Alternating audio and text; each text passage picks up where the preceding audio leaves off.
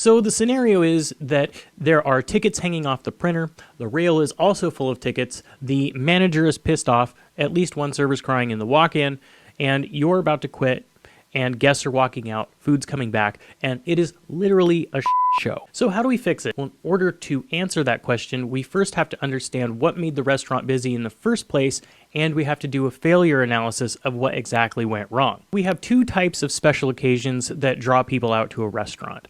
We have isolated special occasions. I'm just making up these terms. Things where specific people come out on an individual basis, like an anniversary, a date, a birthday party. A wedding reception might draw out, 12 to 24 people, but it's not going to fill the entire restaurant unless it's like maybe a celebrity or something, right? So what we have for social special occasions, those are things like car shows, outside events where there's not a lot of food, basketball tournaments, like college and elementary, middle school basketball tournaments, Valentine's Day, Mother's Day, and several other things like that. Those types of holidays and events that will that food isn't usually involved. Sometimes you'll get a rush like July 3rd when there is a firework show somewhere else. Usually you don't get it on the 4th, you get it on the day before or the day after, depending on when they do the show. So how do the humans react in this situation? I mean, because after all, the restaurant is as only good as the people running it. The first question on a guest or a customer's mind might actually be, well, why didn't you just call people in? It'd be that easy, right? Well, the thing is, out of 10 people that you call in, you'd be lucky to have one of them, and the one that you do get in would probably be the busser or the dishwasher, mainly because they get paid minimum wage, and they can't really afford to not come in, so they just see that as extra money. So next we're going to cover the three main buckets of people that are kind of responsible for the overall failure. This is going to be leadership, servers, and cooks. The leadership failed because they should know about this stuff. There aren't any excuses when it comes to the leadership. Today, we have things like Facebook, Twitter, TikTok, and all of these other things where something like an impromptu basketball tournament should be known by everybody. Now, back when I was working at Perkins, we got hit with a tournament called Mr. Basketball. There was Mr. Basketball and Miss Basketball. And we got hit with one of those for the first time. We didn't know what was happening. Our restaurant completely filled up with families, and it was exactly the definition of a shit show. We got overwhelmed really quickly, and we had walkouts, 45-minute to an hour ticket times, and it was disgusting, right? But this happened before Facebook. Believe it or not, there was a before Facebook in the before times. If managers fail to look at the numbers, understand what's going on, and communicate this properly to their staff, schedule appropriately, and do all the things that they need to do, you're going to end up in one of these situations. How do the servers contribute to the shit show? The main way they actually contribute is, okay, picture this scenario. The restaurant fills up and there's limited servers. So instead of, servers typically get like a 4 to 6 table section. Instead of a 4 to 6 table section, 6 is kind of on the higher end. Usually a lot of bigger restaurants will limit it to only a 4 table section to ensure you get the best quality service, because once you start spreading the servers out too thin, you end up with low quality service. Well, what happens when this gets busy and there aren't enough servers, you end up having to spread all those tables out amongst all the other servers. So if you have 30 tables, 3 servers, those are 10 table sections now. So yes, you get lucky and there's a 1 top here and a 2 top there, but it's going to be a lot of 4 tops and 6 tops with special events, especially because people like to go out with their friends. Not to mention the big party tables. Normally on a busy Saturday, you'd have somebody that has a small section but is dedicated to running large parties like 12 tops and stuff like that. In a situation like this, you don't have any of that, and you probably don't have a host, and you have limited amounts of managers and people that need to be called in because the chef's weekend is Monday and Tuesday. So that's when most of the people get their days off, and then they work, Friday and Saturday. Sometimes they get Sunday off, depending on if it is a dinner spot. A lot of restaurants close early, but that's neither here nor there. So the way this works is they bring out the drinks to every single table, and then they go back to table 1, and they take every single order, 1 through 10, and then they go and put every single order in at the same time. This is called table hopping or ticket harvesting. So to them, they think they're being extremely efficient, but now that they put the order in, the cooks are instantly overwhelmed. Okay. They have tickets coming out of the printer. Table 1, 2, and 3 have the exact same timestamp on it. And then 4, 5, and 6 have the exact same timestamp. 7, 8, 9, 10 have a different timestamp. And we're talking like within a 6 or 7 minute period, you have 10 tickets hanging, right? So the problem with that is table 1 is now expecting their food at the same time as table 10. So when you are table 10, 45 minutes to an hour goes by, and you wonder why you haven't gotten your food yet. It's because when your order is taken as a guest, you are now wondering and thinking to yourself, where's my food once 20 minutes goes by? If it is spread out and you physically see that the server has then gone and got drinks and taken the order of a table, and then they leave and then they come back and they pace it that way, you see that they're busy and you naturally are a little more patient. The restaurant is full. You see that there's, obviously, with the exception of Karens and rude customers, be nice to your servers, by the way. What we have here is a psychological perception of the way time goes. You may spend the same amount of time in the restaurant, but your perception of how long the food is taking is dependent on the second the server takes that order. All right? So you're now waiting extra long for your food, and then the cook gets overwhelmed, which brings me to how it's the cook's responsibility and where the failures are at as a cook. Cooks get overwhelmed. They do this thing called going on tilt. And once they're on tilt, it doesn't matter if there's 10 tickets on the rail or 2 tickets on the rail. They are emotionally not able to do their job duties. They go into a fight or flight mode. They start panicking. They get shaky. And I know this from experience because this happened to me, which I have a link to that video down in the description. So going on tilt is one way that cooks will lose focus and how you end up with bad ticket times. That's how you end up with raw and undercooked food. The other thing is the cooks will cook too far ahead. They kind of cook with their egos, right? So you end up in a situation where you have a cook that's able to read all 10 tickets. They drop all 10 tickets down on the grill, but that's where it ends. They don't know how to get the food from the grill onto the plate, because once it's actually on the grill, they mix up the orders. They overcook certain things. They undercook certain things. They end up missing certain items. Things come out wrong. Then food starts coming back on top of it. So not only are they messing up the food, but then the server has to run it to the table. The table has to complain. The server then takes the food away, brings it back, and they have to refire it. And now the guests are waiting even longer for their food. Not only that, but this causes a chain reaction, because that might be ticket 1 that gets brought back. You're on ticket 4 or 5. So now ticket 1 comes back, and you have to put ticket 1 back as a rush priority and do it right away. In the meantime, all of this other food is lagging even more than it did before. I'm like, the invisible ticket rail is here, and I'm like pointing to the tickets. How do we actually fix this? How do we fix it? How do we stop it from happening? And if we can't stop it from happening, how do we at least fix it as it's going on? First thing is, on the manager's side, they need to know how to figure out where these events are. If there are people that are attending the car show, they found out about that information somewhere. So before Facebook, we would subscribe to newspapers, to magazines. We would get information from guests that would come in. It was in Nebraska, so they'd be like, oh, did you hear about the rodeo that's going to be here next weekend?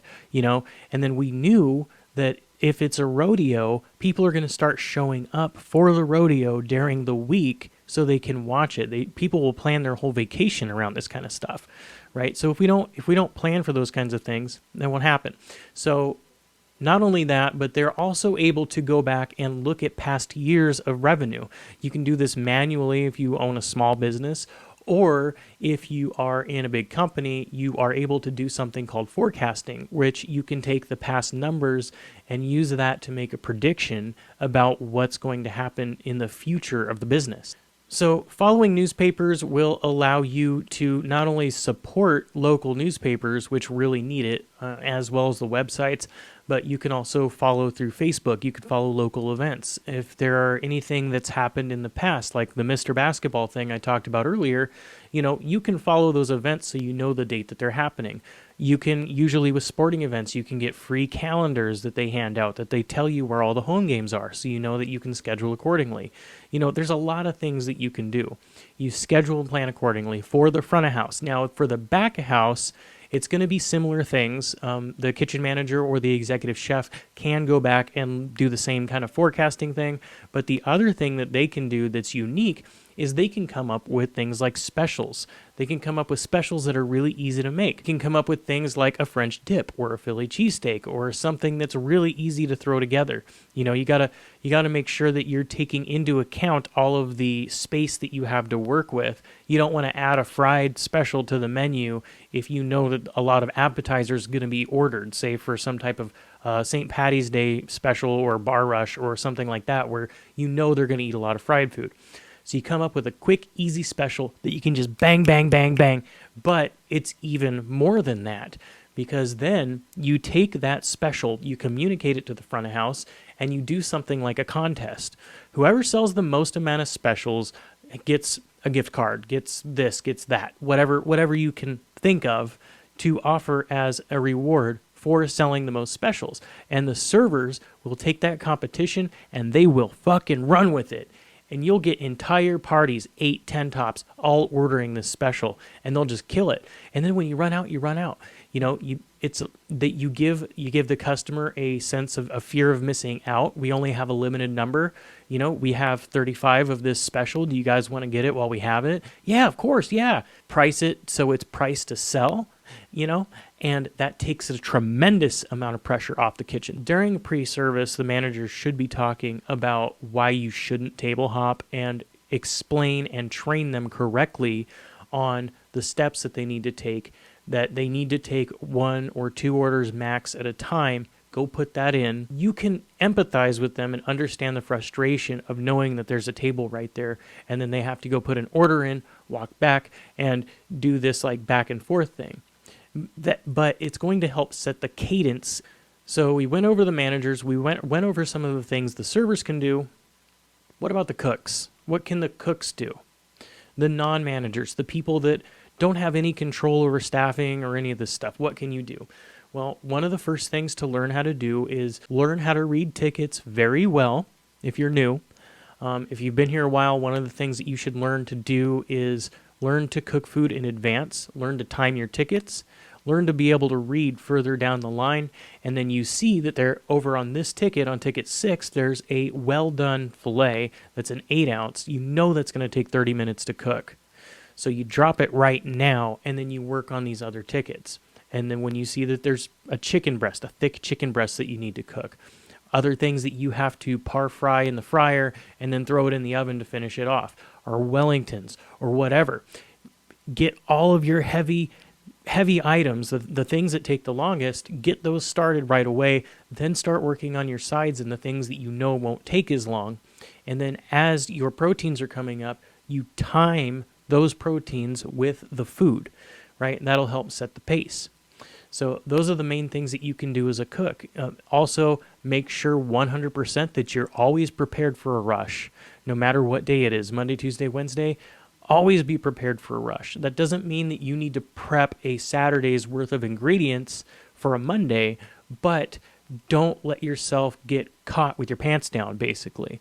Be prepared for a rush. Expect the worst, hope for the best. Hope it's not busy as a cook. Expect that it's going to be busy, right? As a manager, you kind of always want it to be busy, right? Because it's about making money. So I get it. I get both sides of it. Cooks also need to pay attention to their refires and to making sure things are cooked correctly. There is one other thing you can do, and this is kind of the nuclear option. I do not recommend doing this except as an absolute last resort, and I'll explain why. So what you can do is you can have, if you have a host scheduled, you can have them go on a false wait. So what this is they explain to the people in the lobby that it's going to be about a 5-6 minute wait. You don't want to do like a 10 or 15 minute wait, just even a 5 minute wait, because what that does is that paces out the seating. And if you can pace out the seating, you can pace out the drinks, you can pace out the appetizers, you can pace out the entrees. Because you're giving a false delay, it's almost like you're stalling them and then allowing the kitchen to get caught up, allowing the servers to get caught up. Now, why do I say this is a nuclear option and something that you shouldn't do except for when you absolutely have to, when it's an emergency? It's because customers are not stupid. Customers are not stupid. They can look. They're a four-top. They can see a four-top. They can see a four-top. They can see another four-top. Why aren't we being sat? There's plenty of tables. And I can tell that most of those tables are not dirty, right? So you end up running the risk of pissing off customers, getting customers to go away before they even sat, which is a huge issue. And you risk things getting blown up on Facebook. You risk Yelp reviews and all kinds of other stuff doing this, right? So this is one of those things that it's literally like last resort. Don't do it unless you absolutely need to. If you are not really organized, start getting organized. Have pre-service meetings if you are not already having them. Pre-service meetings will help a lot, especially if you are aware of something. And also if a cook is aware of something. Maybe one of your cooks is a metalhead and they know about a concert that's happening just down the street that you didn't know about. But because you are communicating with your staff, then they are able to communicate to you and you're able to find out about this kind of stuff. All right, you said that there's a metal concert. What time does it get out? Do you know? I don't know. I can check. Okay, go check. Find out it gets out at 11:30, right? And you know that you guys don't close until 1, and you're in the area of effect. Area of effect's extremely important because if you're all the way across town, odds are you're not going to really get hit from the concert. But if you're right next to the place, expect a rush, right? So then you could plan ahead. All right, we're going to plan to have extra proteins. We're going to do a steak special, get extra baked potatoes in the oven, blah, blah, blah, blah, blah. Whatever you need to do. We know that a lot of them are going to be drunk. Make sure that we have apps available. I'm going to take a 15% discount off of apps, and use your head in order to stave off the effects of the rush. That's really what your goal is. If you want more inside information, tips on everything from knife skills to how to run a restaurant, start now by becoming a subscriber. And I also have a couple of videos, a playlist all about this kind of stuff. Tell your stories about getting slammed down in the comments. Even if you are experienced and you know how to deal with these things, there are a lot of new cooks that come through here and they can see those things and learn from those experiences. You may be able to help somebody without even knowing it. So leave your stories down below, but otherwise you guys have an awesome day and I'll catch you on the next one. Peace.